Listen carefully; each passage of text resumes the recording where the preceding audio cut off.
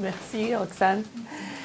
Et bonjour et merci d'être venu à cette conférence. Je vais vous présenter des résultats préliminaires d'une recherche que nous avons menée sur l'évaluation de l'implantation du plan Alzheimer.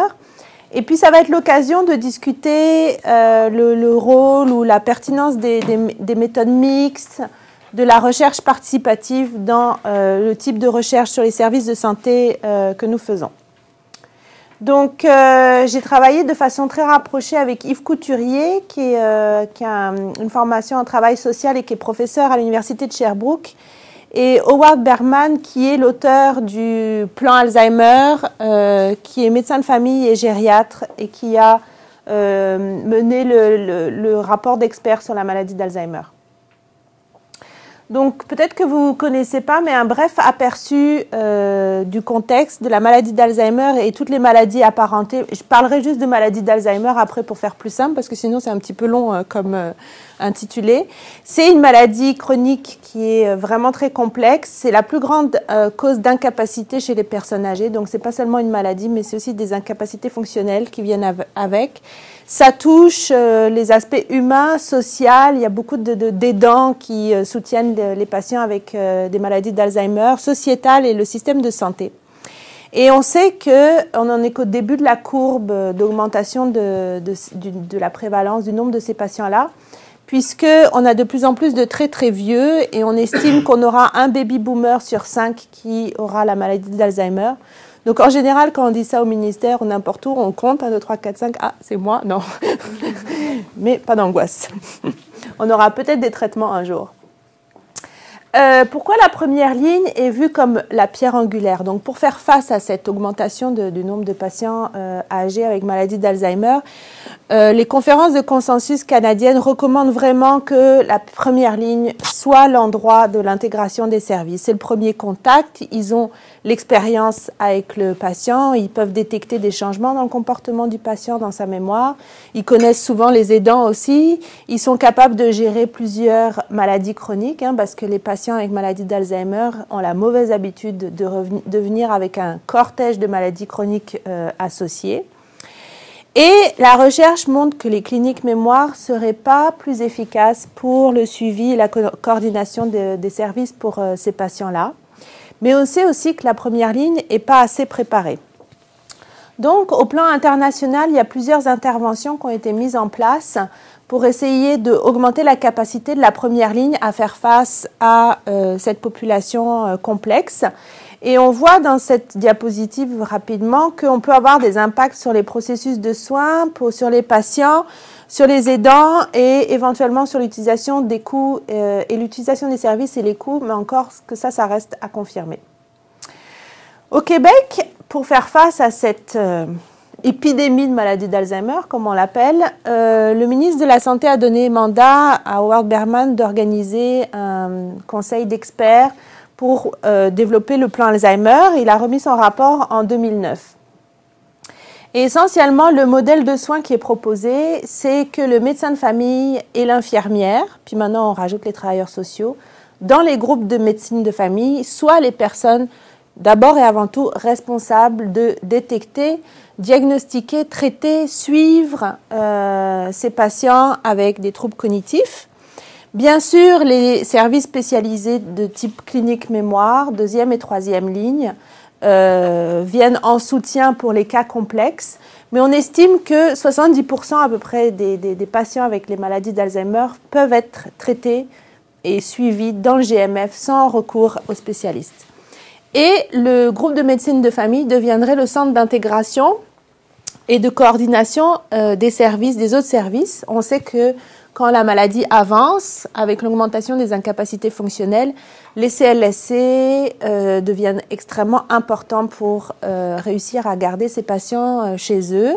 La société Alzheimer joue un rôle important.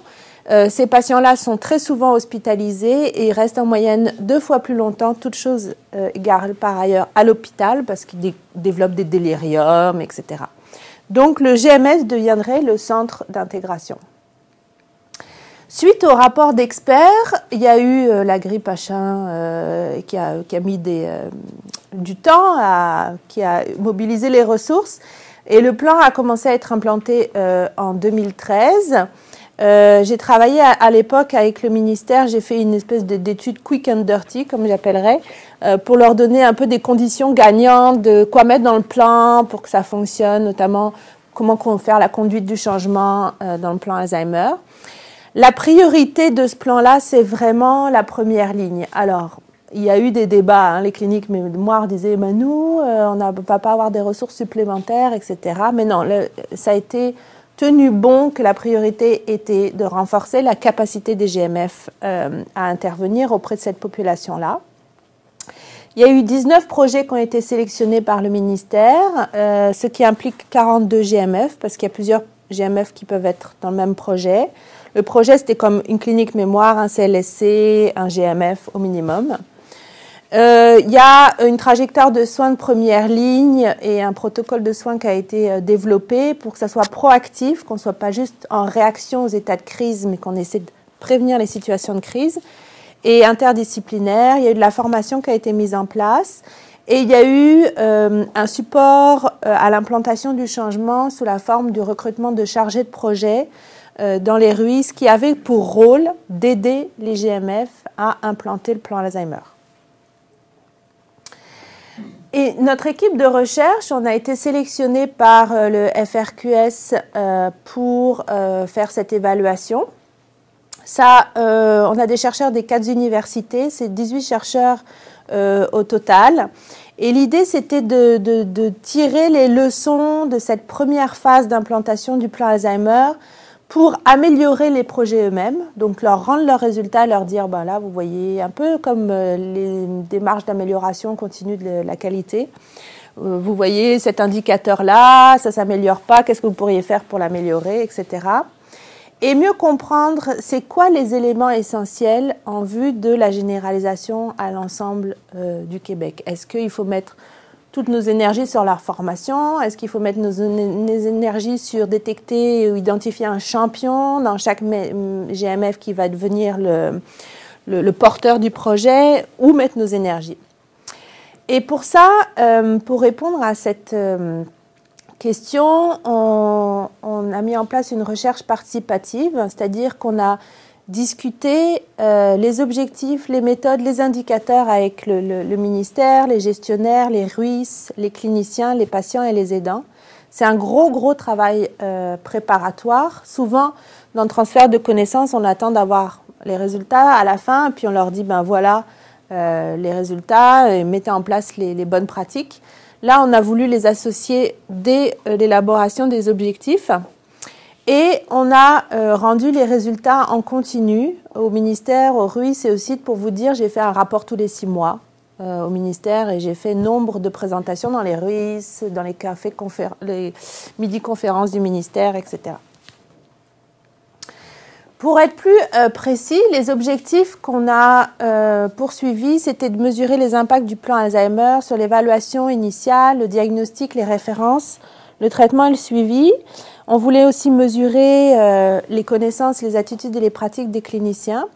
Pour ça, on a mobilisé des méthodes de type quantitative et on a fait une revue de dossier et une enquête par questionnaire. Et on voulait pas seulement voir les impacts, on voulait aussi voir la dynamique d'implantation et comprendre comment ça se mettait en place ce plan Alzheimer, quelles étaient les barrières, quels étaient les éléments facilitants, quelles sont les conditions gagnantes pour qu'un GMF s'en empare et change sa façon de faire. Pour ça, on a fait une étude qualitative, une étude de cas multiples. Et en parallèle de tout ça, ça a duré 2 ans. C'était très rapide comme type d'étude. On a promis aussi au ministère d'élaborer des indicateurs de résultats à plus long terme dans les banques de données administratives sur l'utilisation des services de santé, notamment l'urgence, l'hospitalisation, les transitions, la continuité des soins. On est en train de travailler au développement de ces indicateurs-là.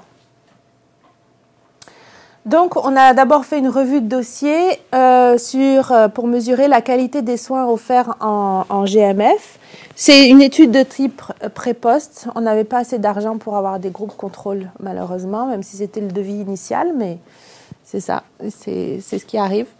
On a fait cette étude dans 13 groupes de médecine de famille. On a regardé 2 populations, des personnes âgées de plus de 75 ans, comme tout venant, n'importe qui se présente, mais qui a un médecin de famille qui est enregistré auprès d'un médecin de famille. On a regardé à peu près 2000 dossiers de patients. Et des personnes, on a fait un suréchantillonnage sur des patients de plus de 75 ans avec un déclin cognitif. On a choisi 75 ans parce que c'est là où la prévalence de la maladie d'Alzheimer est la plus forte et on ne voulait pas ouvrir, c'était des dossiers papier, hein, on ne voulait pas ouvrir des tonnes de dossiers avant de trouver des patients avec la maladie. On a aussi fait une enquête par questionnaire pour comprendre les résultats qu'on avait obtenus dans la revue de dossier. Et on a fait un questionnaire sur les connaissances, les attitudes et les pratiques des cliniciens de l'ensemble des GMF qui ont participé. Donc notre cible, c'était 42 GMF, sauf qu'il y en a 4 qui n'ont pas répondu au questionnaire pour des raisons variées, notamment d'autres priorités, implantation du dossier patient électronique, etc. On a eu un taux de réponse de 57% pour les médecins de famille et de 66% pour les infirmières et les autres professionnels de la santé. On a aussi fait une étude de cas multiples. Ça, c'est Yves Couturier de l'Université de Sherbrooke qui a piloté cette étude qualitative. Il a, parmi les 19 projets qui ont été sélectionnés par le ministère, il en a choisi 9.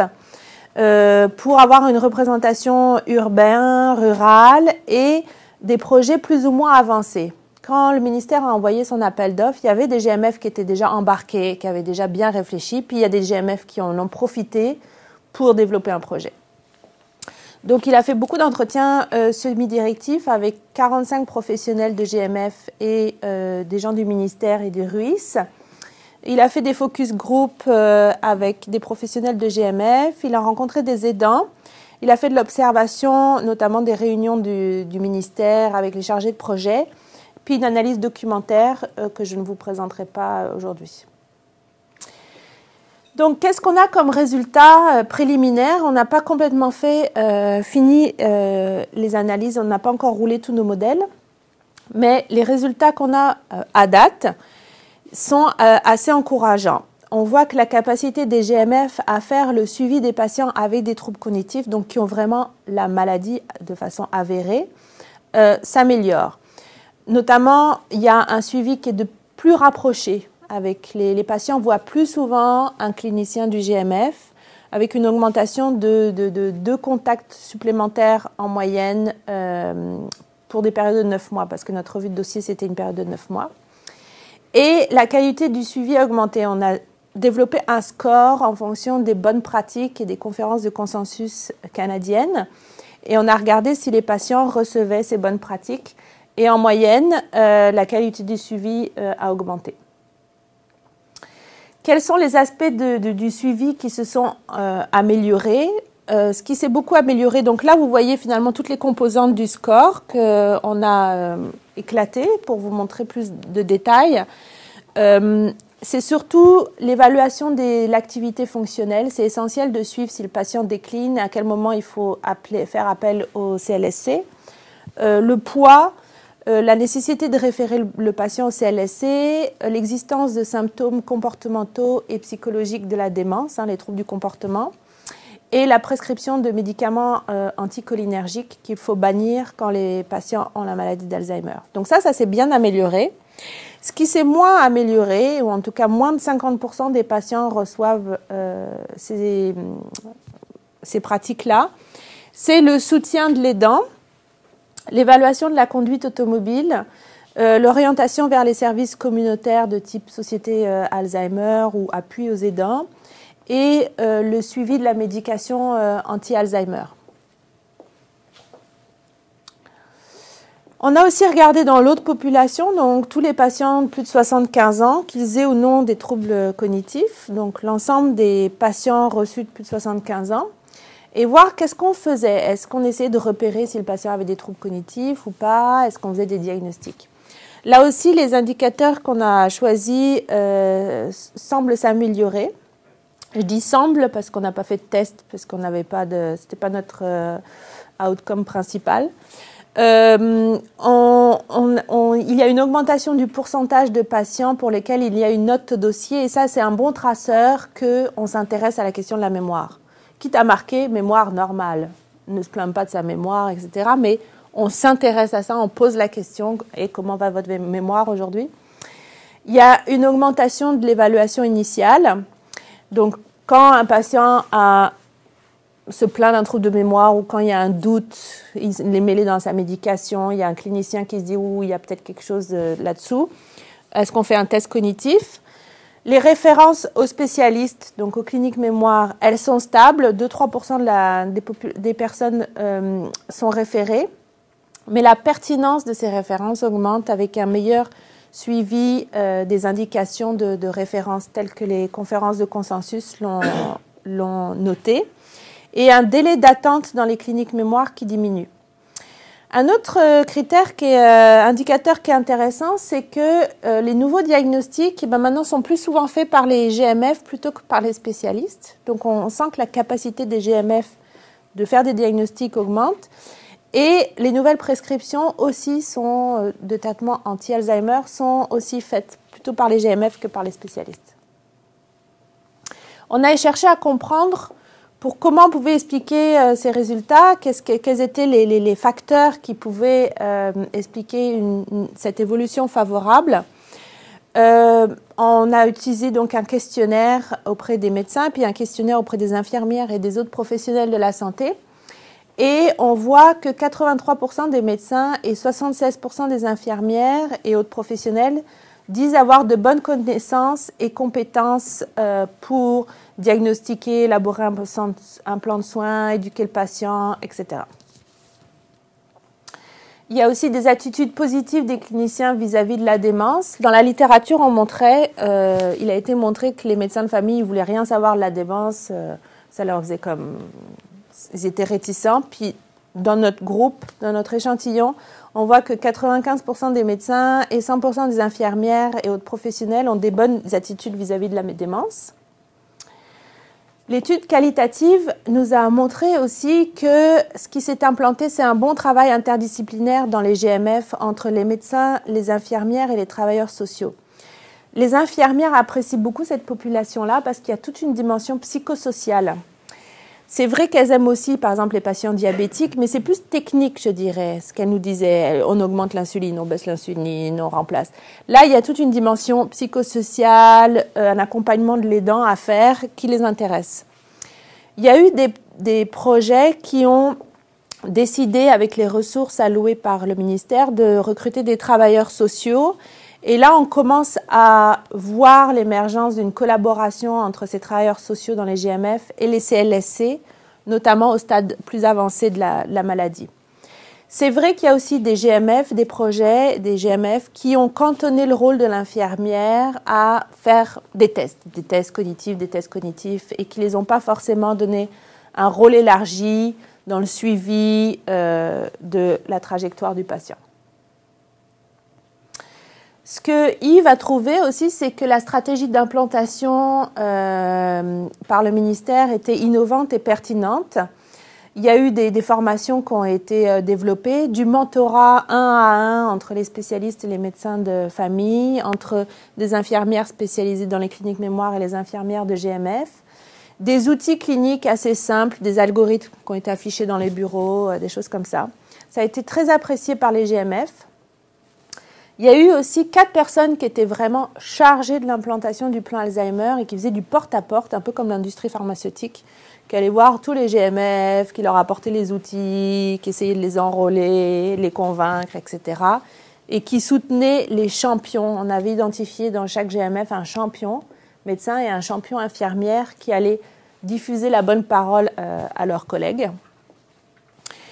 Et il y a eu un rôle de leadership clinique et organisationnel de ces champions qui a été vraiment essentiel dans l'implantation et le succès du plan Alzheimer.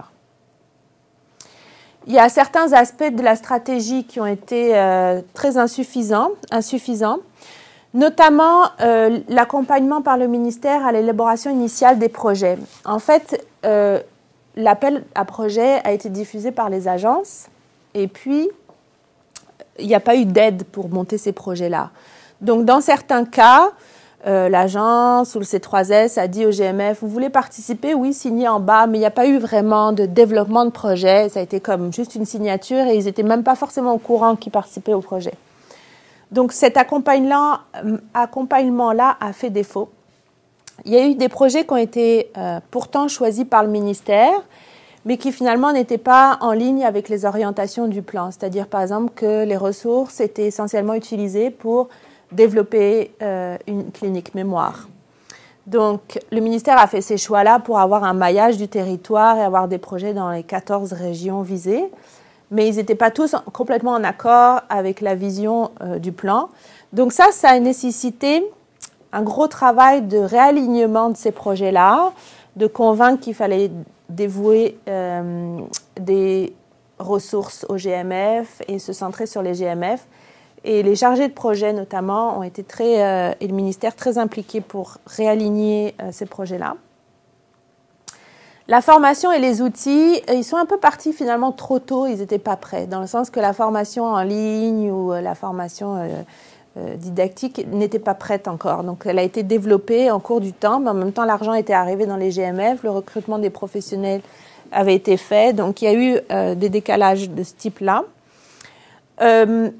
Les cliniciens supplémentaires qui ont été recrutés, essentiellement des infirmières, mais aussi des fois des travailleurs sociaux, ça a parfois été compliqué à cause des règles des C3S et c'était pas forcément des professionnels qui correspondaient vraiment aux besoins du GMF. C'est-à-dire, par exemple, c'était une infirmière qui voulait faire que du travail clinique, mais qui voulait pas aider à l'implantation du plan Alzheimer ou diffuser ces connaissances-là avec les autres infirmières. Donc, il y a eu des difficultés de cet ordre-là.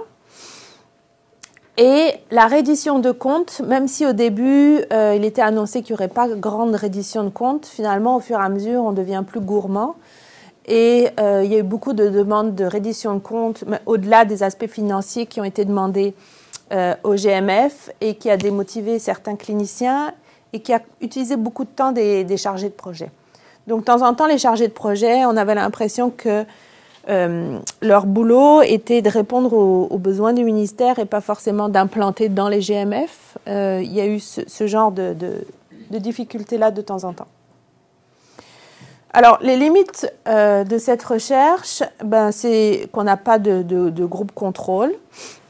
Donc, comme je vous l'ai dit, l'appel à projet est diffusé dans le réseau, puis c'était sous forme c'était le volontariat qui fait que les GMF, les C3S ont voulu participer. Donc, on a peut-être touché les GMF les plus motivés. Et maintenant que le plan Alzheimer va s'appliquer à l'ensemble du territoire, à l'ensemble des GMF, on va avoir une autre batch qui est peut-être des GMF moins motivés. On ne sait pas. Ce qui est rassurant, c'est que les résultats du volet Quanti et Cali sont très concordants. Donc, on se dit que quand ils nous disent, par exemple, que dans le Cali, que c'est vraiment le rôle des chargés de projet qui a été essentiel, le rôle du champion, on se rassure, on se dit c'est l'intervention qui a eu un effet. Ce n'est pas une tendance naturelle à l'amélioration des pratiques en GMF de façon naturelle qu'on a mesurée. Mais ça peut. On a été limité dans notre revue de dossier. On a pu aller faire la revue de dossier que dans les GMF en établissement à cause des problématiques éthiques. On est en cours de demande à la CAI. C'est très compliqué pour arriver à aller dans les GMF hors établissement. On ne sait pas si on pourra aller en recruter. Ce qui est rassurant, c'est que la taille des GMF qu'on a recrutés, leur caractère rural ou urbain et les scores au questionnaire sont identiques entre les GMF en établissement qu'on a recrutés pour la revue de dossier et les GMF hors établissement. C'est assez rassurant. Ce sont des résultats préliminaires. Il reste, vous savez, dans les méthodes mixtes, souvent, on fait des devis en convergent, parallèles, et puis finalement, les deux volets de l'étude ne se parlent pas tant que ça. On en est à l'étape où il faut qu'on arrive à intégrer nos résultats Quanti et Cali mieux. Donc, prendre comme unité d'analyse le GMF, voir ceux qui s'améliorent, ceux qui ont diminué, ceux qui sont restés stables, et essayer de comprendre avec le CALI pourquoi on a cette variété de réponses à l'intervention. Et puis, on veut modéliser tout ça et voir quelles sont les caractéristiques cliniques et organisationnelles qui sont liées à de meilleures pratiques, par exemple à un meilleur score de qualité du suivi des patients. Donc, en conclusion, on voit que le plan Alzheimer a eu les effets attendus. Il y a une meilleure implication des GMF dans l'ensemble du parcours de la maladie, détection, diagnostic, traitement, suivi des patients.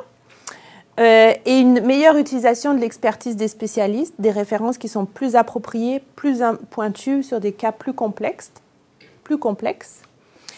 La stratégie d'implantation a été innovante et pertinente, même s'il y a eu certains ratés comme la formation qui est arrivée trop tard, qui a pu aussi impacter nos résultats. Ce qui est intéressant dans cette recherche, ce que j'ai beaucoup aimé faire, c'est de travailler de façon très rapprochée avec le ministère dès la conception du projet d'évaluation, de recherche évaluative, donc dès les objectifs, le choix des indicateurs, avec cet aller-retour toujours entre ce qu'ils aimeraient voir, et ils étaient très, on veut que ça diminue l'urgence, l'hospitalisation, etc., et ce qui était faisable dans les 2 ans impartis, et ce qui allait être utile au site pour progresser. Donc ça a été très intéressant, c'est toute cette négociation-là. Ce qui a été très intéressant, c'est d'être impliqué aussi dès le départ, au moment même où le ministère voulait élaborer son plan Alzheimer, son plan d'action. Ils m'ont demandé de faire une étude quick and dirty. Et puis, je suis allée voir 11 GMF. Puis, je leur ai dit, ça serait quoi une stratégie gagnante pour s'occuper mieux de ces patients avec démence? Qu'est-ce qui vous aiderait? Pourquoi vous débrouillez bien? Pourquoi vous n'êtes pas intéressé à cette population-là? Et puis, j'ai rendu ça au ministère et ils ont élaboré leur plan d'action pour le plan Alzheimer.